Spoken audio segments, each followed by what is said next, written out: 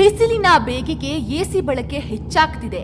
ಆದ್ರೆ ಈ ಎಸಿ ಬಳಕೆ ನಮ್ಮ ದೇಹಕ್ಕೆ ತಂಪಿನ ಜೊತೆಗೆ ಎಂತೆಂತಹ ಸಮಸ್ಯೆ ತರುತ್ತೆ ಅನ್ನೋದನ್ನ ಮೊದಲು ನೀವು ತಿಳಿದುಕೊಳ್ಳಿ. ಎಸಿ ಬಳಕೆಯಿಂದ ಕಾಡುವ ಆರೋಗ್ಯ ಸಮಸ್ಯೆಗಳೇನು? ಕಣ್ಣಿನ ಸಮಸ್ಯೆ, ತಲೆನೋವು, ಚರ್ಮದ ಸಮಸ್ಯೆ, ನಿರ್ಜಲೀಕರಣ, ಶ್ವಾಸಕೋಶದ ಸಮಸ್ಯೆ, ಅಸ್ತಮಾ ಮತ್ತು ಅಲರ್ಜಿ. ಎಸಿ ಇರುವ ಕೋಣೆಯಲ್ಲಿ ಹೆಚ್ಚಿನ ಸಮಯ ಕಳೆಯೋದ್ರಿಂದ ಕಣ್ಣು ಒಣಗುವುದು, ಕಣ್ಣು ಉರಿಯುವುದು ಅಥವಾ ಕಡಿತ ಬರಲಿದೆ. ಡ್ರೈ ಐ ಸಿಂಡ್ರೋಮ್ ಇರುವವರಂತೂ ಎಸಿ ಬಳಿ ಬರೋದು ತುಂಬಾನೇ ಡೇಂಜರ್. ವಿಪರೀತವಾಗಿ ತಲೆನೋವು ಬರೋದು, ಮೈಗ್ರೇನ್ ಸಮಸ್ಯೆ ಇರುವವರು ಎಸಿಯನ್ನ ಬಳಸಲೇಬಾರದು.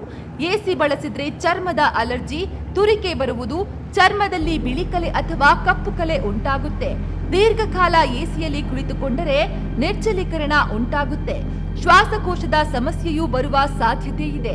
ಉಸಿರು ಕಟ್ಟುವಿಕೆ, ಗಂಟಲು ಒಣಗುತ್ತೆ, ಉರಿಯೂತ ಕೂಡ ಉಂಟಾಗುತ್ತೆ.